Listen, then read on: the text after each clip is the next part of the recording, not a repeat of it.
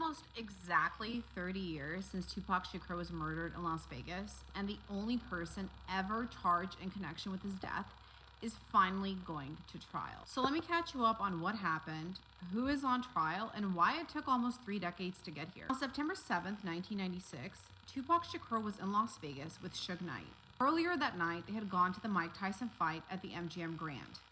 After the fight, Tupac, Suge, and members of their entourage got into a fight inside the MGM with a man named Orlando Anderson. That fight is extremely important because just a few hours later, Tupac was riding in a BMW driven by Suge Knight when a white Cadillac pulled up next to them at a red light near the Las Vegas Strip. Someone inside that Cadillac opened fire. Tupac was shot multiple times.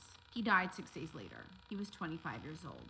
For decades, no one was charged. Then in September 2023, Las Vegas police arrested Dwayne "Keefe D. Davis. Now here's where the case gets interesting.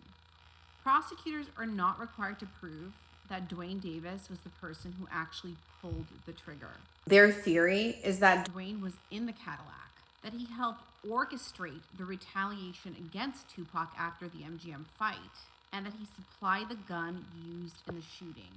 And Dwayne Davis is also the uncle of Orlando Anderson, the man Tupac and his entourage fought with earlier that night. Why did it take prosecutors almost 30 years to charge him? Part of the answer is Dwayne Davis himself.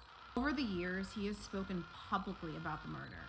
He's discussed it in interviews. He wrote about it in his memoir, and years later, he gave law enforcement an interview in which he discussed what happened that night. That interview has now become one of the biggest legal issues in this case because Dwayne Davis claims he spoke under an immunity agreement and that prosecutors should not be allowed to use those statements against him. But the judge has ruled that at least some of those statements can come into evidence. Dwayne Davis has pleaded not guilty. His defense has raised some major issues, including whether prosecutors can actually prove their case 30 years later when several of the people allegedly involved are now dead. This trial is about something very narrow.